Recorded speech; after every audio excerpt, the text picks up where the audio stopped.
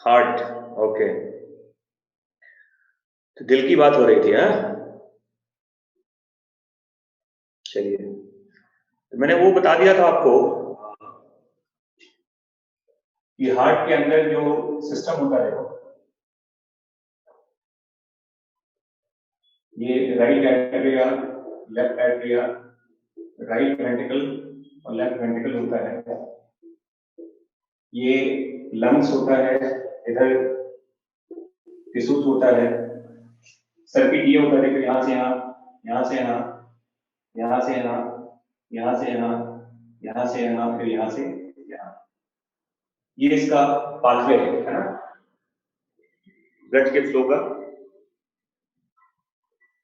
और मैंने कहा था कि हार्ट दो तरह का होता है, एक पल्मोनरी हार्ट कहते हैं, पल्मोनरी हार्ट होता है जिसमें इस साइड का हार्ट आता है, राइट एट्रिया और राइट वेंट्रिकल्स को मिलाकर पल्मोनरी हार्ट कहते हैं। और एक सिस्टमिक हार्ट होता है, सिस्टमिक हार्ट कहते हैं। ये इधर वाला पार्ट होता है, लेफ्ट एट्रिया और लेफ्ट वेंट्रिकल को मिलाकर सिस्टमिक हार्ट कहा जाता है। ये मैंने आपको बताया था लास्ट क्लास में, है ना। अब देखो एक और चीज कहते हैं यहाँ पर, एक होता है पल्मोनरी सर्कुलेशन।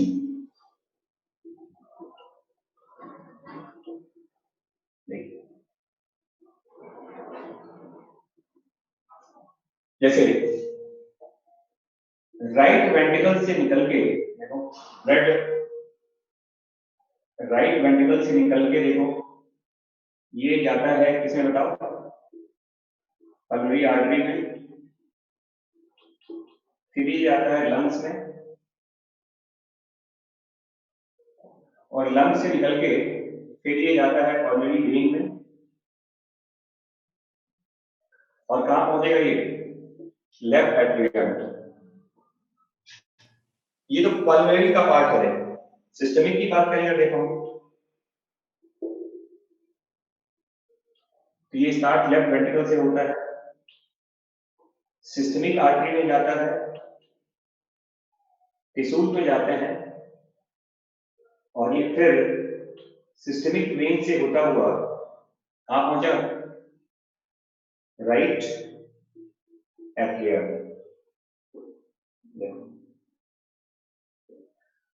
तो ये दो तरह का सर्कुलेशन है देखो, एक पल्मोनरी सर्कुलेशन है और एक सिस्टमिक सर्कुलेशन होता है। इसको डबल सर्कुलेशन भी कहते हैं, कंप्लीट डबल कंप्लीट सर्कुलेशन कहा जाता है, इसको पता है आपको। इसे इस तरह के सर्कुलेशन क्या बोला जाता है, इसको डबल कंप्लीट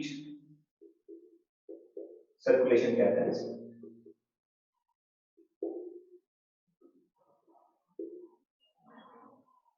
तो ये आपके एनसीईआरटी में लिखा हुआ है, पल्मोनरी सर्कुलेशन कहां से स्टार्ट होता है, राइट वेंट्रिकल से, राइट वेंट्रिकल से पल्मोनरी आर्टरी से होता हुआ कहां पहुंचेगा, लंग्स में। ये आपका पल्मोनरी वेन होता है ना, वेन से होता हुआ कहां पहुंचेगा, लेफ्ट एट्रिया में। तो ये हो गया पल्मोनरी का पार्ट। सिस्टमिक का पार्ट स्टार्ट यहां से होगा, लेफ्ट वेंट्रिकल से। ये आपका सिस्टमिक आर्टरी है, ये सिस्टमिक वेन होता है। लेफ्ट वेंट्रिकल से सिस्टमिक आर्टरी से होता हुआ कहां पहुंचा, टिश्यूज में, टिश्यूज से भी सिस्टमिक वेन से होता हुआ कहां पहुंचा, राइट एट्रिया। इसे कहते हैं systemic circulation. So there are two type of circulation, pulmonary circulation and systemic circulation. And this kind of circulation is called double complete circulation कहा जाता है इसको। जो कहाँ कहाँ मिलता है बताओ। This kind of circulation we can see in birds plus mammals plus crocodile also.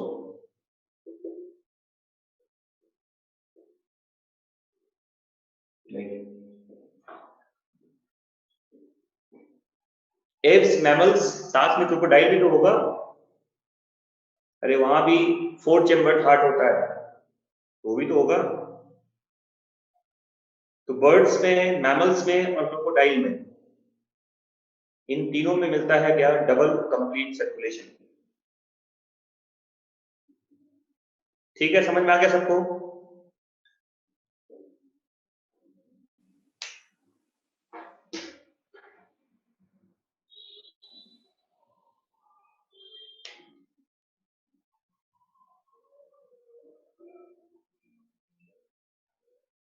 Crocodile में कंप्लीट होता है ना, जो फोर्थ चैम्बर्ड हार्ट होता है वहां पर।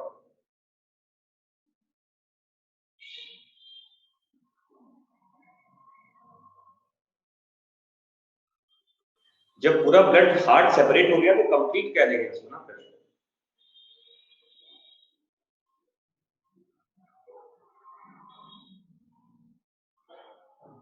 चलिए, ये आपका हो गया टाइप ऑफ सर्कुलेशन। अब मैं बता रहा हूं, देखो, structure and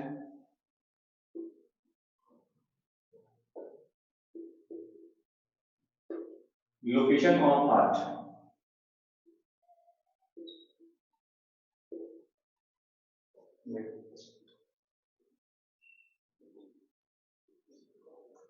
structure and location of heart. Heart का स्ट्रक्चर कैसा होता है, ये किस पोजीशन पे होता है, ये समझिए आप यहाँ पर। देखिए, तो आप जानते हो हार्ट थोरेसिक चैम्बर में होता है।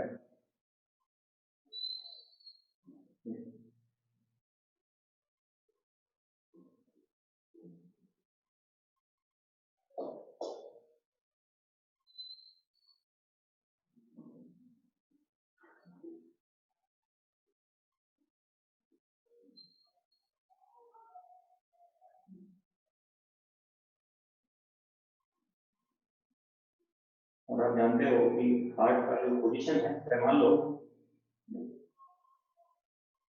इसको मिड वेंट्रल लाइन कहते हैं।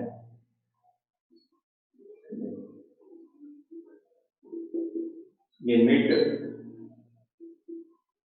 वेंट्रल लाइन होता है। तो हार्ट का ऑब्लिक एक स्ट्रक्चर होता है इसका।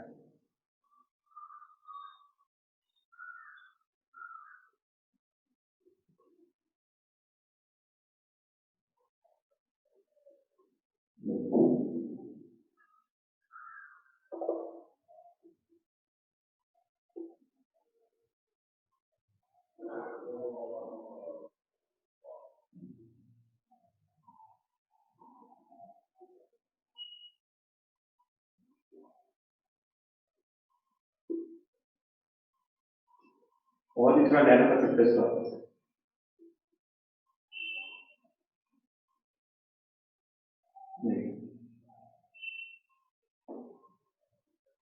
Most of the part of the heart वो लेफ्ट की तरफ होता है, लेफ्ट साइड की तरफ होता है। और आप जानते हैं इसके सराउंडिंग पार्ट में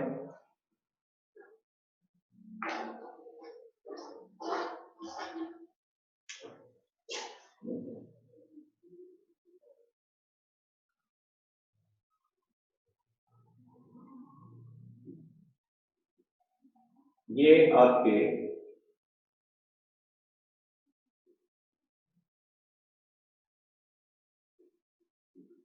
लंग्स का स्ट्रक्चर होता है ना। अब ये जो आप देख रहे हो, ये जो पूरा बीच का जो पार्ट है दो लंग्स के बीच में, इसी स्पेस को कहते हैं मीडियास्टिनम। इसी को क्या बोलता था? इसी को मीडियास्टिनम कहा जाता है। स्पेस बिटवीन द लंग्स,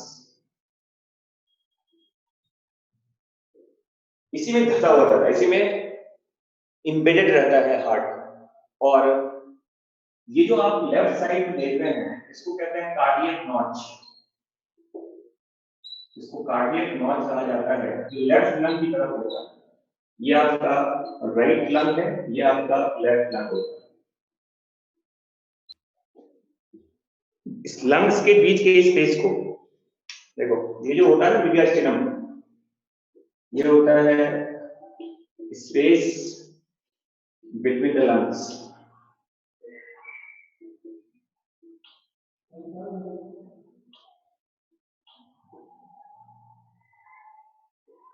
लिखते हैं हार्ट जो होता है ये वेंट्रली प्लेस्ड होता है, ऑब्लीक इन पोजीशन कहते हैं, ऑब्लीक इन पोजीशन, टिल्टेड होता है हार्ट, हार्ट ऐसा होता है, टिल्टेड होता है, पर तिरछा होता है, देखो ये टिल्टेड पोजीशन में होता है, ऑब्लीक इन पोजीशन कहते हैं। और याद रखिएगा हार्ट का जो लोकेशन मैंने कहा कि दो हार्ट के बीच में है, और मोस्ट ऑफ द पार्ट क्या है, मोस्ट ऑफ द पार्ट 2/3 कहता है, part 2/3 is placed left from the mid ventral line कहा जाता है।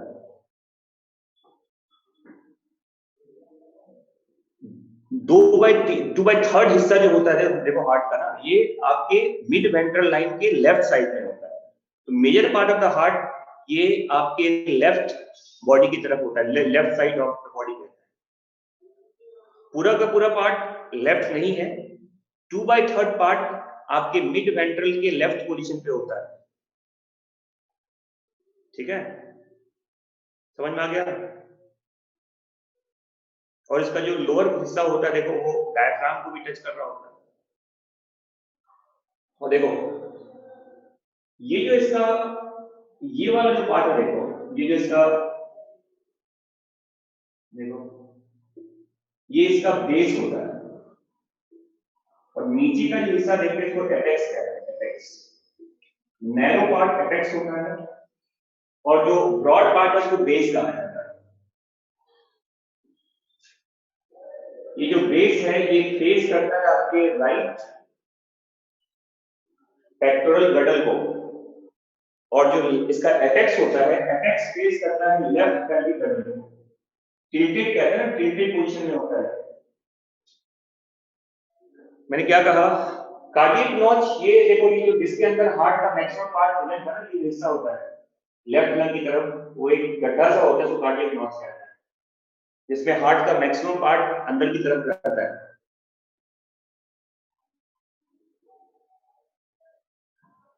और मैंने क्या बताया आपको कि जो इसका बेस होता है ना, बेस, दिस बेस ये फेस करता है किसको बताओ, जैसे अगर ये हार्ट है तो बेस फेस करेगा किसको, आपके इस राइट पेक्टोरल गडल को, और जो इसका एपेक्स होता है वो आपके लेफ्ट पेल्विक गडल की तरफ होता है।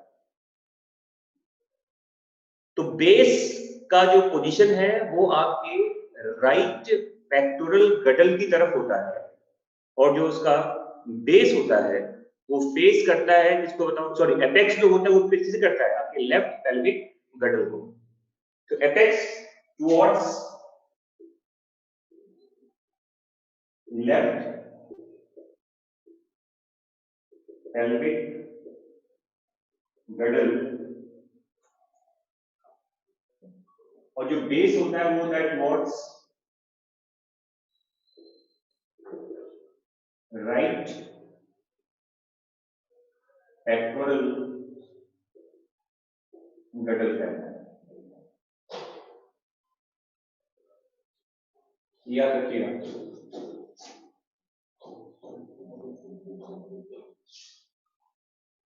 ठीक है,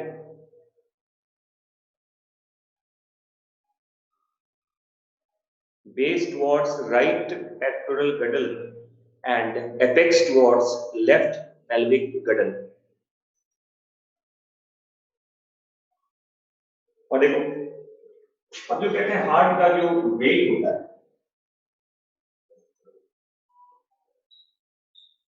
मेल में अप्रोक्सीमेटली ये 280 ग्राम के आसपास होता है, और फीमेल में छोटा दिल होता है 250 ग्राम का। एक पाव का हार्ट होता है, एक पौवा का हार्ट होता है, इसमें बताओ फीमेल में। मेल में थोड़ा बड़ा हार्ट होता है, मेल बड़े दिल वाले होते हैं और फीमेल का हार्ट छोटा होता है। Male is with bigger heart, female is with smaller heart. तो एवरेज वेट लिया जाता है, देखो 280 ग्राम और 250 ग्राम कहते हैं, ठीक है। अब यहां देखिए, अब मैं बता रहा हूं आपको covering around the heart, covering around the heart.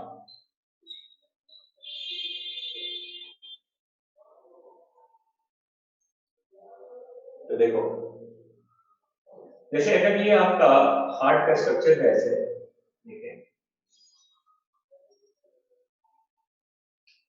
तो इस हार्ट के ऊपर एक इस तरह का कवरिंग है, देखो, इसको पेरिकार्डियम कहते हैं,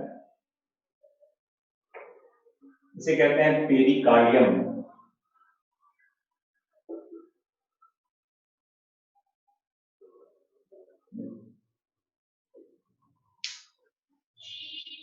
तो हार्ट के कवरिंग को पेरिकार्डियम कहा जाता है।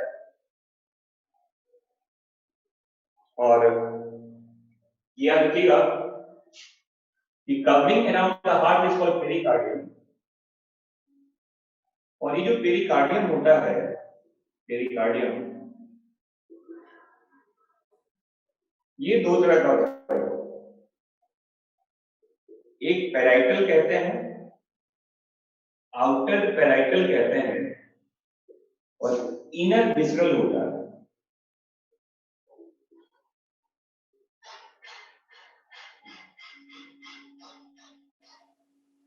ऐसे रुक जाओ अभी, वेट,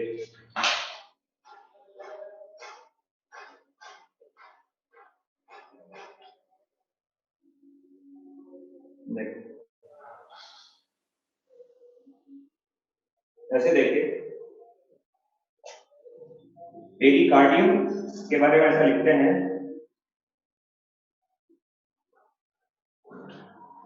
कि होता है विसरल लेयर इसका होता है, और एक सीनस लेयर कहते हैं।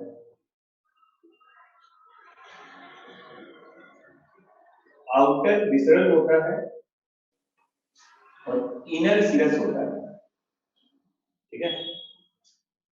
तो पेरिकार्डियम का दो पार्ट है, outer visceral, inner serous, serous part. हाँ ठीक है, आउटर विसरल और इनर सीरस कहा जाता है। और विसरल के दो लेयर होते हैं, देखो, पेराइटल लेयर होता है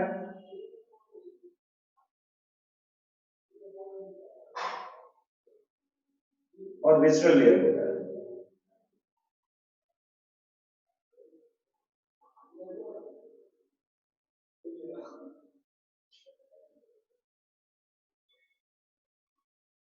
ठीक है,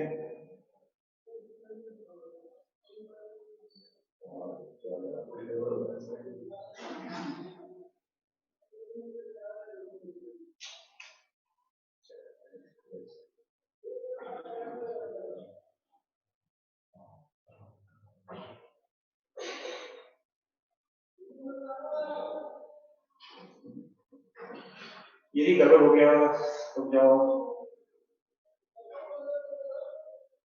रुक जाओ,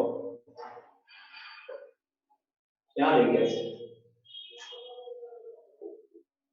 पेरिकार्डियम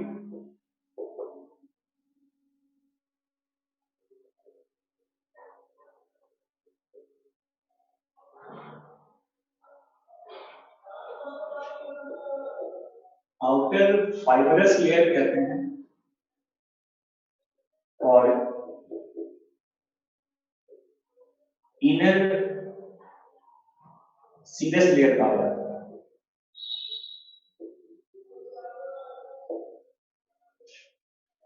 फाइबरस लेयर जो होता है, देखो, ये बना होता है टफ कोलेजन फाइबर का, ये बना होता है टफ कोलेजन फाइबर का।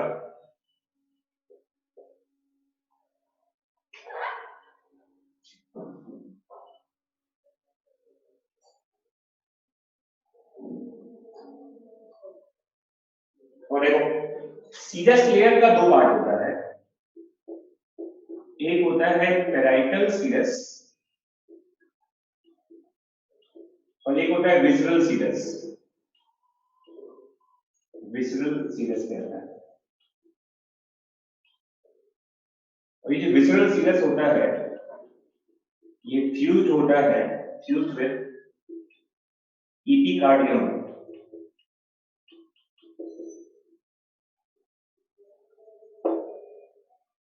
देखो फिर से समझो इसमें क्या बोल रहा हूं। ये पेरिकार्डियम का दो लेयर होता है, आउटर फाइब्रस, इनर सीरस कहा जाता है। फाइब्रस लेयर बना होता है टफ कोलेजन फाइबर्स का, ये बहुत ज्यादा स्ट्रॉन्ग लेयर होता है क्योंकि हार्ट में कितना भी तेज कॉन्ट्रैक्शन आए तो हार्ट रप्चर नहीं होता। और जो सीरस लेयर है इसके दो पार्ट होते हैं, पेराइटल सीरस है, विसरल सीरस कहा जाता है। अब यहाँ देखो मैं क्या बोल रहा हूँ, यहाँ देखिए। अब मान लो देखो ये हार्ट का स्ट्रक्चर है। अब हार्ट के अपने तीन अलग अलग लेयर होते हैं, हार्ट का भी अपना अलग तीन लेयर होता है। कैसे? हार्ट वॉल है, देखो ये हार्ट वॉल होता है और ये जो हार्ट वॉल है ये बाहर की तरफ देखिए ऐसे, ये जो लेयर आप देख रहे हो ये क्या है बताओ, यही लेयर यहाँ पे विसरल सीरस लेयर होता है। और हार्ट वॉल का ये जो आउटर पार्ट होता है देखो, इसी को कहते हैं एपिकार्डियम। इसे एपिकार्डियम कहते हैं, बीच वाले को मायोकार्डियम कहते हैं और अंदर वाले को एंडोकार्डियम कहा जाता है।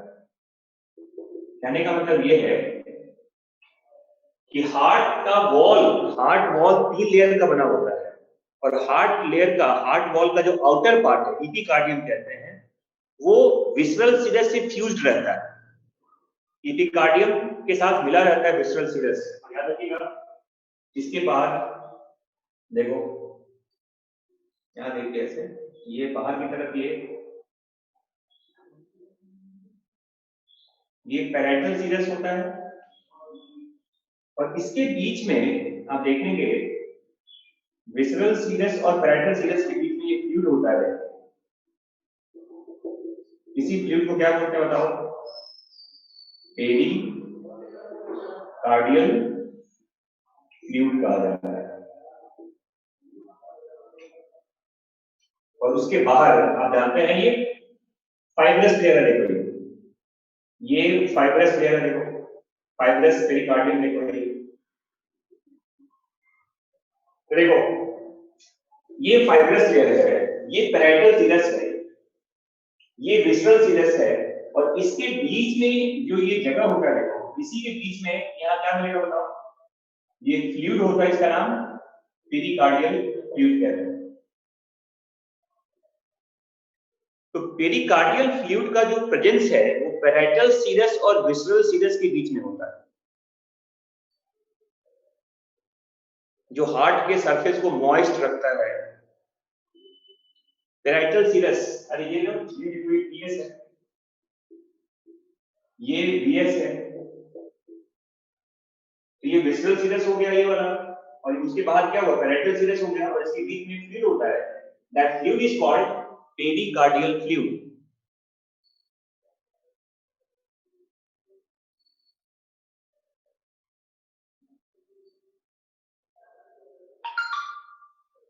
समझ में आ गया? तो पेरिकार्डियम थ्री लेयर्ड होता है, ये थ्री लेयर्ड स्ट्रक्चर होता है, ये थ्री लेयर्ड स्ट्रक्चर होता है।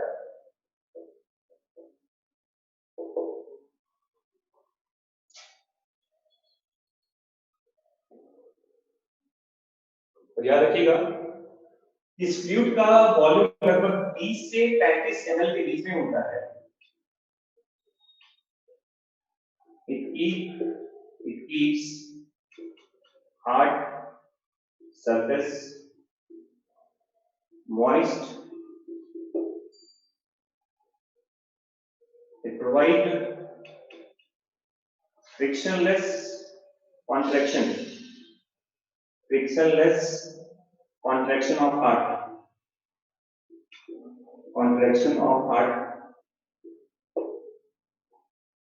और ये एक तरह का हार्ट के बाहर सॉफ्ट एब्जॉर्बर का काम भी करता है।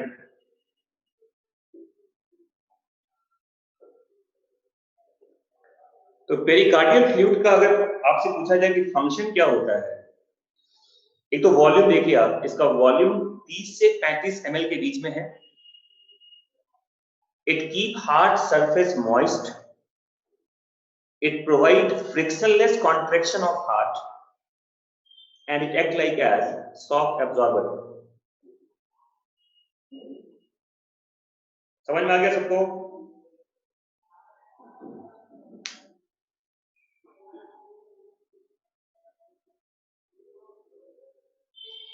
अब आप देखिए हार्ट वॉल का जो पार्ट बता रहे हैं, हार्ट के अपने वॉल 3 होते हैं, तो इसको मिटा दूं पहले यहां से। अब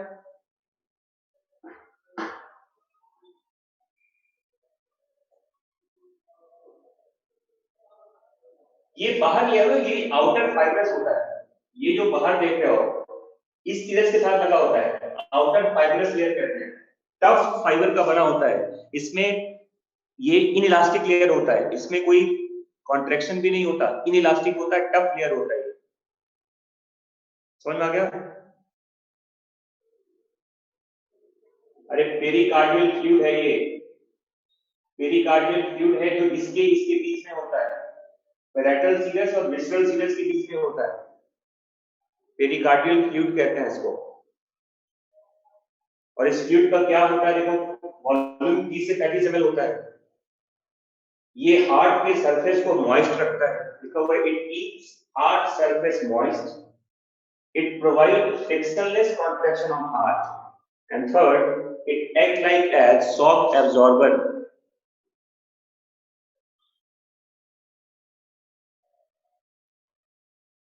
तो सेंटर पे जाएंगे आप, वहां कपिल सर है, उनको बोलो मैं यहां से अपलोड, आप 2 मिनट में कर सकते हो वो काम। आप सेंटर पे जाते हैं, वहां पर कपिल सर है, उनको बोलिए कि सर मेरा 2 क्लास का वीडियो अपलोड नहीं हुआ है, वो करवा देंगे आपको। ठीक है, मैं भी बोल दूंगा, आप भी बोल दीजिए। तो इसको मिटा दें यहां से।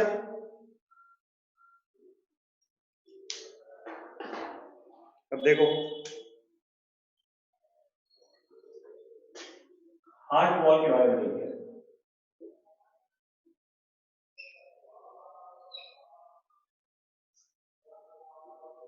हार्ट वॉल 3 लेयर होता है।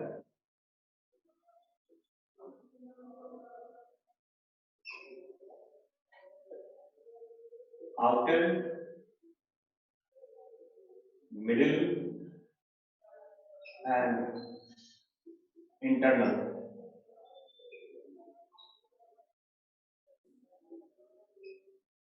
आउटर को ही एपिकार्डियम कहते हैं,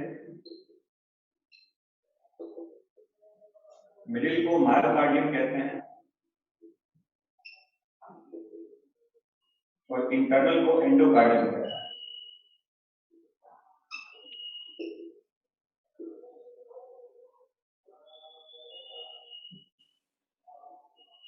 एपिकार्डियम एपिथेलियल टिश्यूज और कनेक्टिव टिश्यूज के मिलने से बनता है। एपिथेलिया भी होता है, कनेक्टिव भी होता है एपिकार्डियम में। मायोकार्डियम मेड अप ऑफ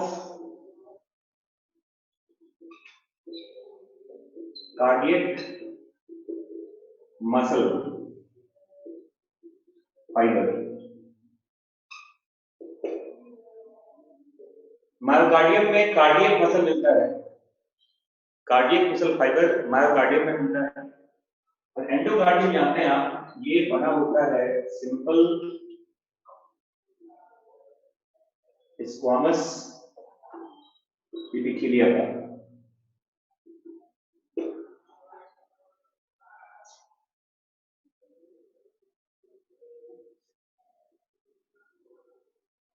तो ये नाम याद रखिएगा। और देखो इसमें ऐसे बताया जाता है,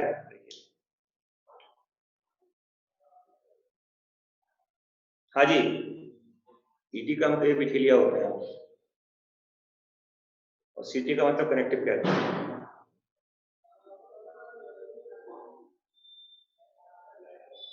और याद रखिएगा मिडिल लेयर जो इसका होता है, इसको most specialised layer of heart wall कहता है।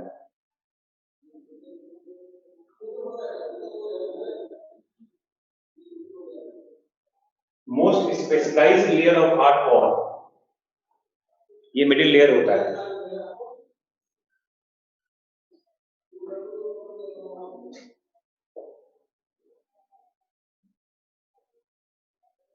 Which contains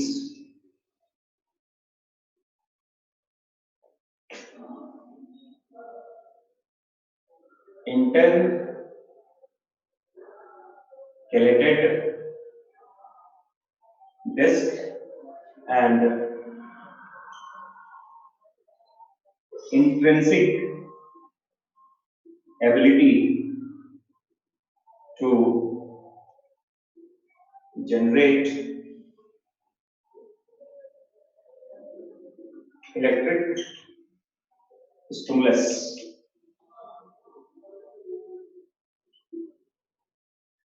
Responsible for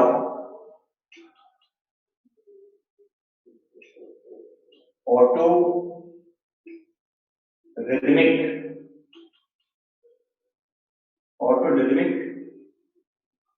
activity of heart.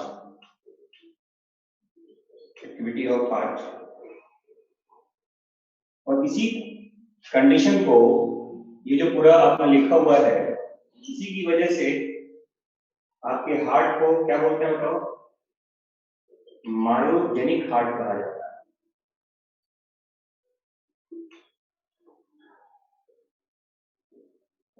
याद रखिएगा कि most specialised layer of heart wall, ये मिडिल लेयर होता है, मायोकार्डियम कहते हैं, which contains intercalated disc and intrinsic ability to generate electrical stimulus.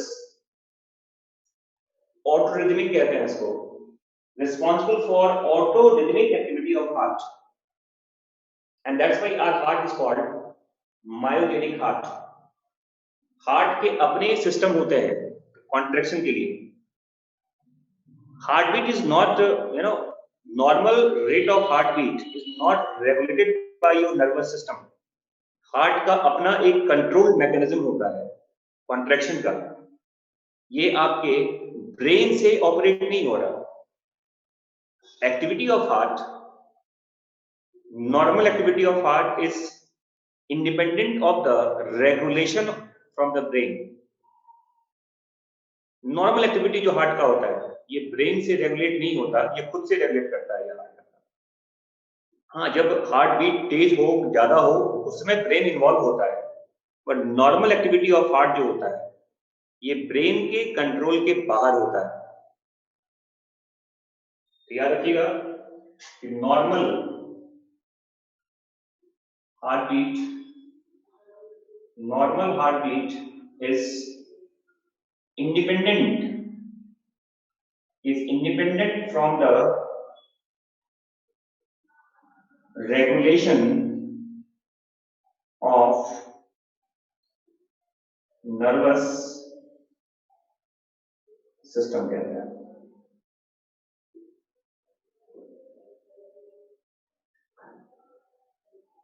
Normal heartbeat is independent from the regulation of nervous system.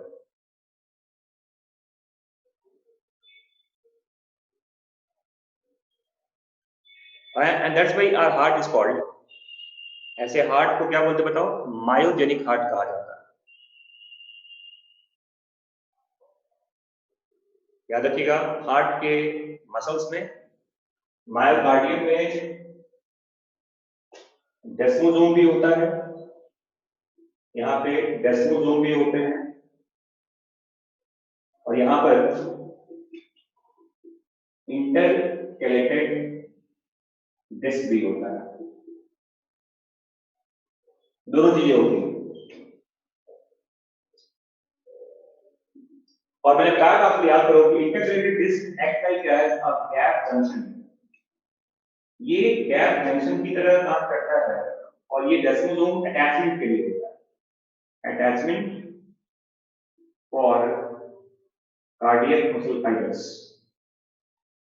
Cardiac muscle fibres कहता है, एक fibres दूसरे से अटैच करते हैं काफी मजबूती के साथ, वो डेस्मोसोम्स की वजह से होता है। और जो इंटरकैलेटेड डिस्क है वो गैप जंक्शन की तरह होता है, स्टिमुलस को स्प्रेड करता है ताकि पूरे हार्ट में एक साथ एक्टिविटी हो। तो स्प्रेडिंग ऑफ इंपल्स ये गैप जंक्शन की वजह से होता है, और उसका जो अटैचमेंट होता है वो डेस्मोसोम की वजह से होता है। ये आपके एनसीईआरटी में लिखा हुआ है टिश्यूज वाले पार्ट में भी, कि हार्ट के मसल फाइबर्स में जोड़ने वाले भी जंक्शंस होते हैं और इंटरकलेटेड डिस्क भी होता है।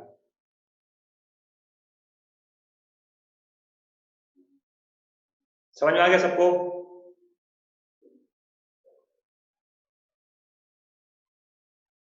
चलिए, तो ये मैंने बता दिया आपको हार्ट के वॉल के बारे में। अब मैं बता रहा हूं आपको कि हार्ट का इंटरनल स्ट्रक्चर कैसा होता है। लिखो, इंटरनल स्ट्रक्चर ऑफ हार्ट। ये लिख लिया सबने इसको? तो देखो,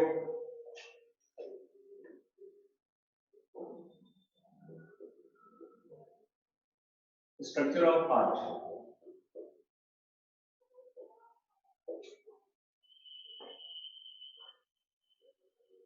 जैसे मैंने बताया था कि हार्ट एक इस तरह का जब स्ट्रक्चर होता है,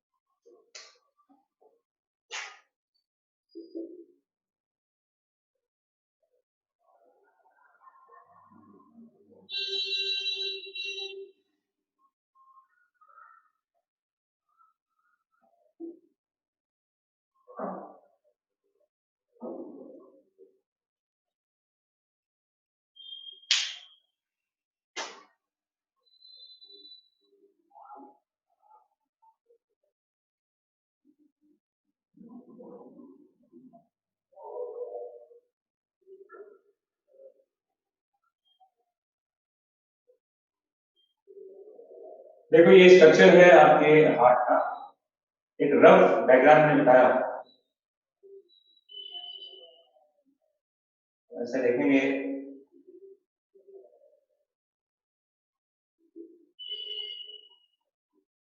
यहाँ पर ऐसे दो आयोटा निकले रहता है ऐसे।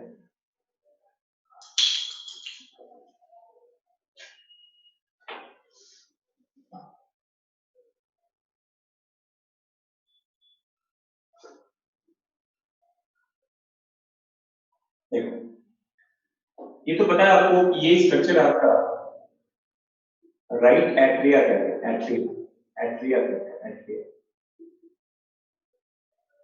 चैम्बर को एट्रिया कहा जाता है। ये आपका लेफ्ट एट्रिया होता है, ये राइट वेंट्रिकल है और ये लेफ्ट वेंट्रिकल होता है ना। इसके बाद आप जानते हो कि ये जो आप देख रहे हैं ये वेल जैसा स्ट्रक्चर होता है, यहाँ पर ये बंद होता है, खुलता है, फ्लैप होता है इसमें ऐसे। इसे कहते हैं ट्राइक्स्पिड वेल्व। इसे कहा जाता है, तीनों को मिलाकर 1 2 3, इसे कहते हैं ट्राइक्स्पिड वेल्व, जो राइट के बीच में होता है। और इसे कहते हैं बाइकस्पिड वेल्व, इसको बाइकस्पिड वेल्व या इसको मिट्रल वेल्व कहा जाता है, मिट्रल वेल्व कहता है इसको।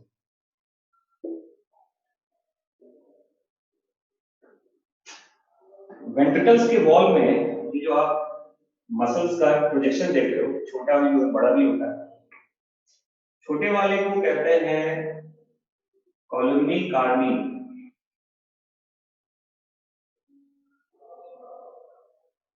और ये जो बड़ा वाला पार्ट आप देख रहे हो, देखो ये जो लार्ज रीजन देख रहे हो ना, ये बड़ा स्ट्रक्चर है, ये इसे कहते हैं पेपिलरी मसल, इसे पेपिलरी मसल कहते हैं, ठीक है। ये डायग्राम समझ में आ रहा है आप लोगों को? दिख रहा है सबको ठीक से ना? तो मैं और नजदीक कर देता हूँ, ये लो।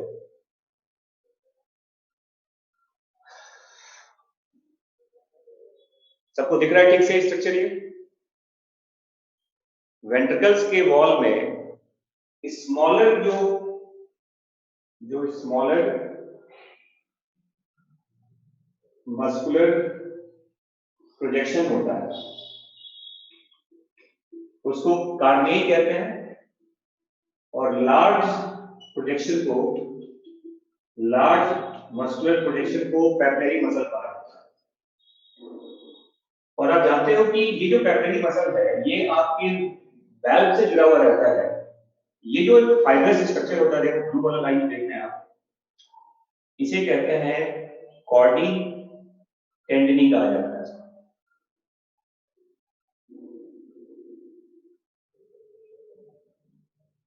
ये एक फाइब्रस कॉर्ड होता है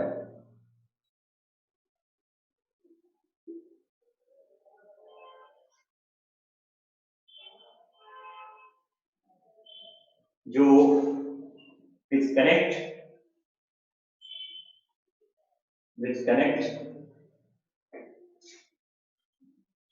atrioventricular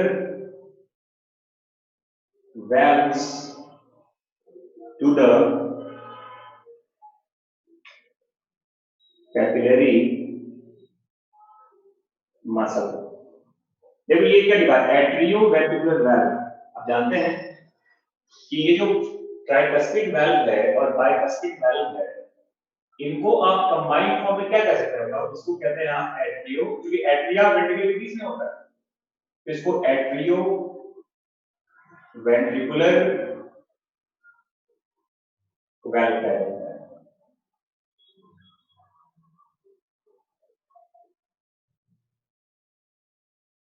ठीक है, समझ में आ गया? तो ये जो कॉडी टेंडनी है, ये फाइब्रस एक स्ट्रक्चर होता है, फाइबर की तरह होता है, जो वैल्व को पेपिलरी मसल से जोड़ता है। और कभी भी कहते हैं ये जो फ्लैप है, ये ऊपर के रिवर्स डायरेक्शन में, मतलब कभी भी ऐसा नहीं होता कि ये फ्लैप उल्टा चला जाए। फाइब्रस कॉर्ड जो होता है ना, कॉडी टेंडनी जो होता है, ये प्रिवेंट करता है फ्लैप के रिवर्सल को। फ्लैप कभी भी एट्रिया की तरफ नहीं जाता, उसको बंद रोक के रखता है। याद रखिएगा, during ventricular contraction,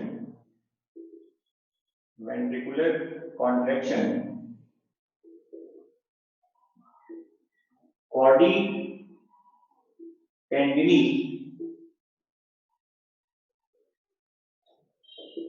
prevent the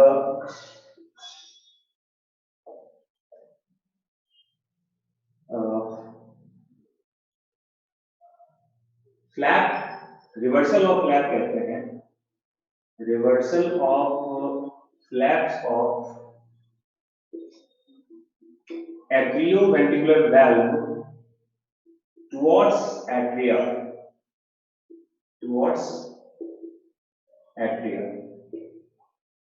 ये जो फ्लैप है, ये इधर की तरफ नहीं जाता, ऊपर की तरफ नहीं जाएगा। ये मतलब ये याद रखिएगा, जब वेंट्रिकल्स में कॉन्ट्रैक्शन आएगा तो ब्लड तो वापस एट्रियम में जाता नहीं है, तो एक ढक्कन की तरह होता है।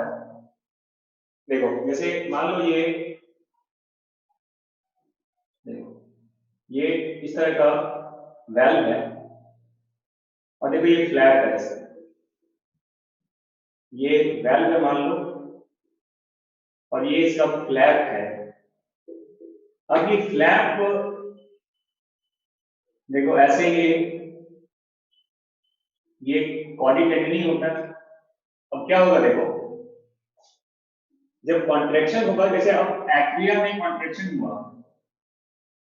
तो क्या होगा देखो, अब ये क्या हो रही है, ऐसे हो गई, ये अब नीचे आ गया, अब ब्लड नीचे आ गया, देखो ब्लड आ गया वेंट्रिकल्स में। ये कब होता है? एट्रिया के कॉन्ट्रैक्शन के टाइम। अब देखो क्या होगा वापस, जब वेंट्रिकल्स में कॉन्ट्रैक्शन आएगा, तो ये फ्लैप यहां बंद हो गया, ये ऊपर की तरफ नहीं जाता, तो ये अलाउ करेगा, देखो ये नीचे खींचता है, देखो ये नीचे की तरफ लेके आएगा इसको, जो टेंडनिंग होता है, बट उसको वो वापस एट्रिया की तरफ नहीं जाने देता। तो ये क्या हुआ देखो, ये होता है एट्रियल कॉन्ट्रैक्शन के समय ऐसा हुआ देखो, और ये वापस कब होगा बताओ? During ventricular contraction.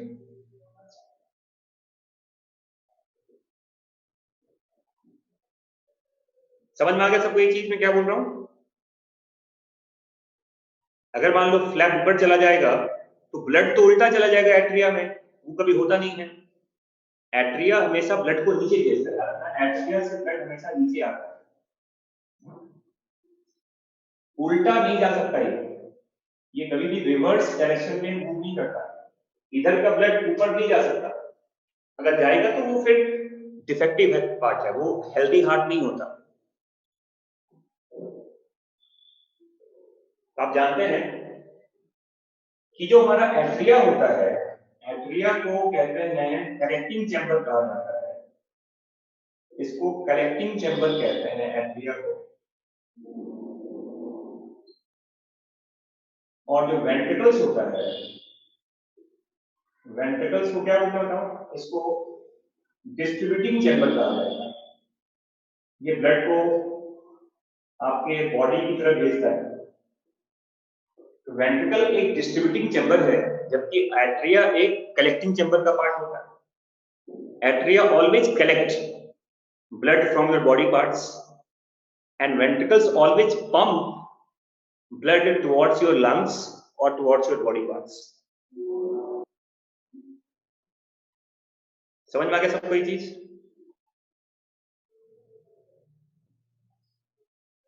हाँ जी। अब यहां देखो, अब अगर आप साइज के हिसाब से देखेंगे तो राइट एट्रिया का जो साइज होता है ये लेफ्ट एट्रिया से ज्यादा बड़ा होता है। साइज अगर आप देखेंगे साइज के हिसाब से ये ज्यादा बड़ा होता है इससे, और जो लेफ्ट वेंट्रिकल होता है ये ज्यादा बड़ा होता है मतलब ऐसे राइट वेंट्रिकल से। Remember that term. If you talk about the size, तो राइट एट्रिया का साइज लेफ्ट एट्रिया से ज्यादा बड़ा होता है, और लेफ्ट वेंट्रिकल का साइज राइट वेंट्रिकल से ज्यादा बड़ा होता है। और याद रखिएगा जो सबसे थिकेस्ट मायोकार्डियम कहते हैं, स्ट्रॉन्गेस्ट हार्ट वॉल, ये आपके लेफ्ट वेंट्रिकल का होता है। तो ये याद रखिएगा, स्ट्रॉन्गेस्ट हार्ट वॉल जो होता है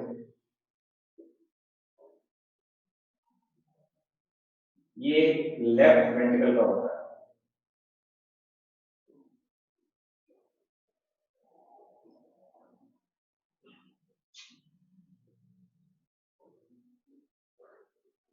देख लो, strongest heart wall is of left ventricle. सबसे थिकेस्ट मायोकार्डियम पूछा जाएगा, थिकेस्ट मायोकार्डियम कहां पे होता है? थिकेस्ट मायोकार्डियम ये कहां पे होता है बताओ? ये आपके लेफ्ट वेंट्रिकल में होता है।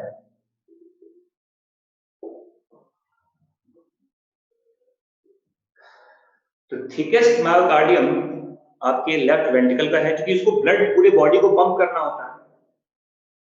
तो सबसे फोर्सफुल कॉन्ट्रैक्शन भी आपके लेफ्ट वेंट्रिकल में ही होता है। मोस्ट पावरफुल कॉन्ट्रैक्शन ये हमारे लेफ्ट वेंट्रिकल्स के वॉल में होता है। तो क्वेश्चन पूछा जा सकता है कि क्या सारे हार्ट चैम्बर में जो कॉन्ट्रैक्शन का इंटेंसिटी है वो एक जैसा होता है? Answer is no. सबसे ज्यादा कॉन्ट्रैक्शन, इंटेंसिटी ऑफ कॉन्ट्रैक्शन आपके लेफ्ट वेंट्रिकल का होता है, क्योंकि लेफ्ट वेंट्रिकल्स को ब्लड पूरे बॉडी को पंप करना होता है। समझ में आ गया सबको?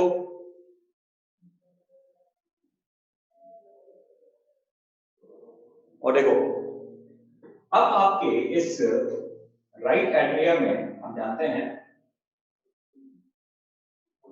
राइट एट्रिया में 3 रिसीविंग चैम्बर होता है, देखिए, और आपके राइट एट्रिया में, सॉरी लेफ्ट एट्रिया में 1 2 3 4। देखो,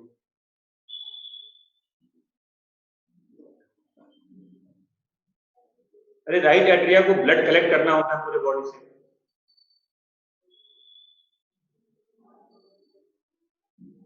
मेजर वेन्स यहां पे मिलता है अगर,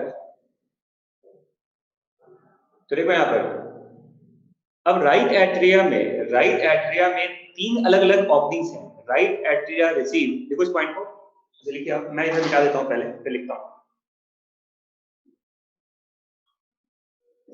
देखो अभी तो राइट एट्रिया कलेक्ट और receive blood from 3 major veins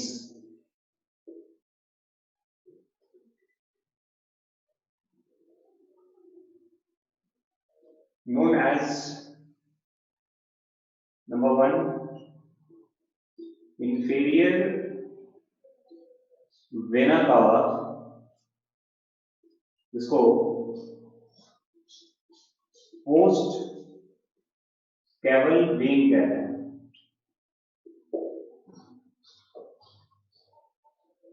देखो ये वाला पार्ट, ये 1 है, पोस्ट केवल वेन, ये सेकंड है, second is called superior vena cava, इसको वी केवल वेन कहते हैं, and third is called coronary sinus.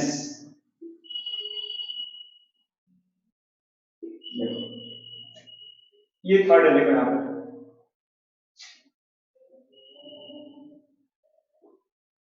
तो ये 3 मेजर वेन्स हैं जिसके थ्रू ब्लड आपके राइट एट्रियम में आता है। और याद रखिएगा कि इंफीरियर वेना कवा का जो ओपनिंग होता है, यहां पर एक फ्लैप लगा होता है, यहां पे एक वैल्व लगा होता है इस तरह का, इस वैल्व को यूस्टेचियन वैल्व कहा जाता है, जो कि ब्लड को बैकफ्लो होने से रोकता है, यूस्टेचियन वैल्व। तो इंफीरियर वेना केवा में वैल्व लगा होता है, that valve is called Eustachian valve. देखो ये है इंफीरियर वेना केवा का ओपनिंग, देखो यहाँ वैल्व होता है, इसको यूस्टेचियन वैल्व कहते हैं। जो सुपीरियर वेना केवा होता है, देखो जो ऊपर से ब्लड लेके आता है हार्ट में, विदाउट वैल्व होता है, इसमें कोई वैल्व नहीं होता, विदाउट वैल्व कहते हैं, यहां कोई वैल्व नहीं होता, विदाउट वैल्व होता है। इस तरह से ऑब्लिक पोजीशन पे, ऑब्लिक ऑब्लिक कहते हैं, इस वेना केवा का ओपनिंग जो होता है, it's opening is oblique, it's opening is oblique कहा जाता है, and because of that oblique position we don't need any kind of valves, because of that oblique opening there is no need of valve in pre-caval vein। and coronary sinus, देखो जो heart का blood heart में लेके आता है, याद रखिएगा ये साइनस क्या करता है, ये हार्ट के ब्लड को हार्ट में ही लेके आता है, हार्ट टू हार्ट सर्कुलेशन है। देखो हार्ट टू हार्ट ये एक तरह का ब्लड वेसल होता है, हार्ट का ब्लड हार्ट में लेके आता है, तो हार्ट टू हार्ट का कनेक्शन है ये कोरोनरी साइनस में। और यहां भी वैल्व होता है, और इसके वैल्व को थिवेशियन वैल्व कहता है, थिवेशियन वैल्व कहा जाता है।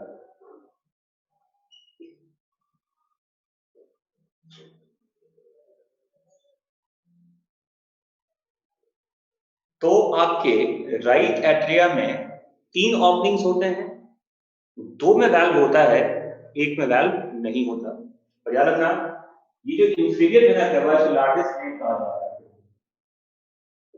लार्जेस्ट वेन कहते हैं इसको। बॉडी के लोअर पार्ट का most of the blood of the lower body parts is carried to your right atria through this inferior vena cava. Oblique opening होता है, तिरछा ओपनिंग होता है, इसकी वजह से वैल्व की जरूरत नहीं होती। डायग्राम में नहीं बता सकता इस चीज को, बट ये नाम याद रखिए, ऑब्लिक पोजीशन की वजह से वैल्व की जरूरत नहीं होती।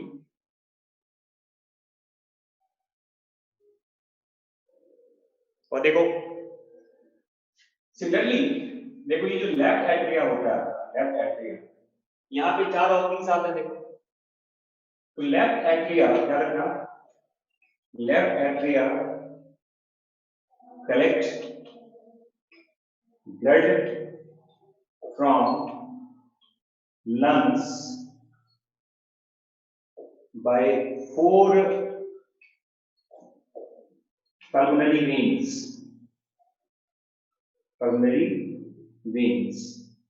और यहां भी कोई वैल्व नहीं होता, all are oblique in openings, all are oblique in opening, सबके opening oblique होते हैं, तो यहां भी कोई वैल्व नहीं होता, विदाउट वैल्व। इसमें भी कोई वैल्व नहीं होता।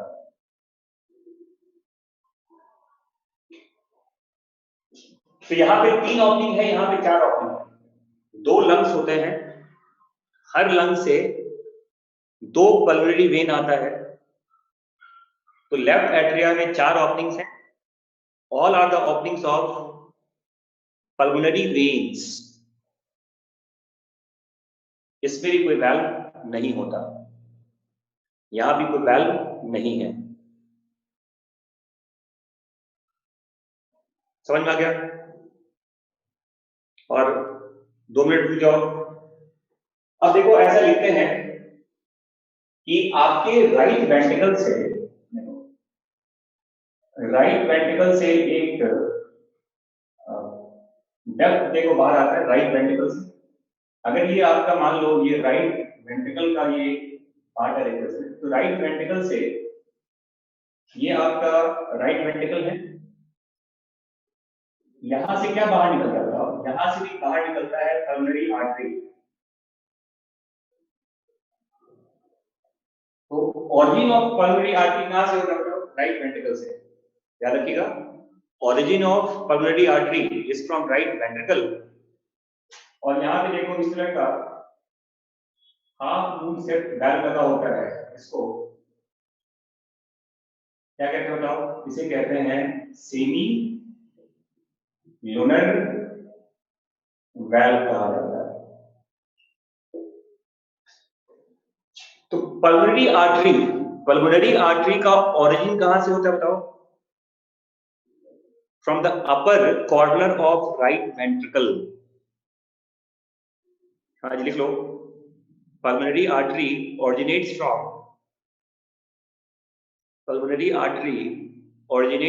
the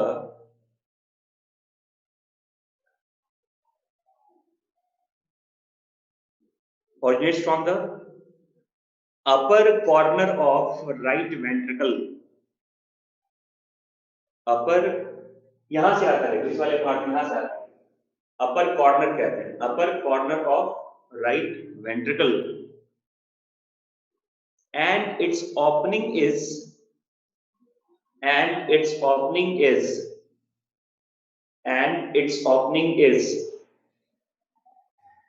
guarded with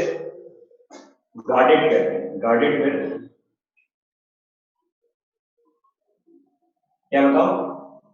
semi lunar valve. Semi lunar valve कहा जाता है। समझ में आ गया?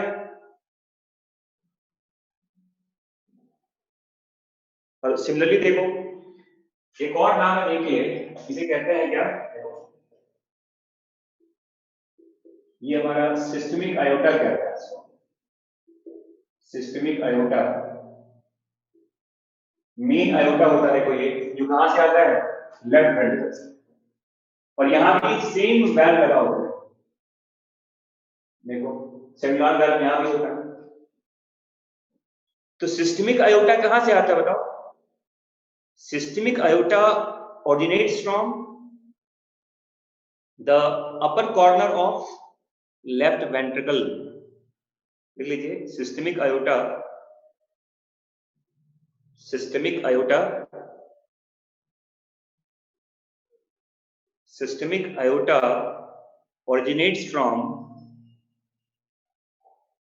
from the upper corner of left ventricle। upper corner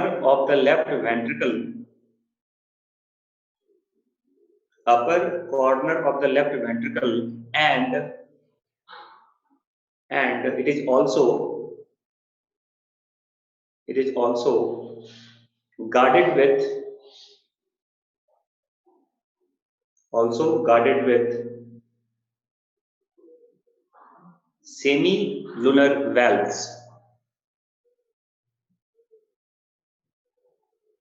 समझ में आ गया सबको?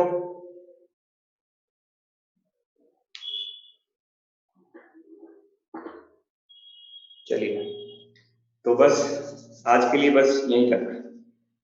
नोट कर लो।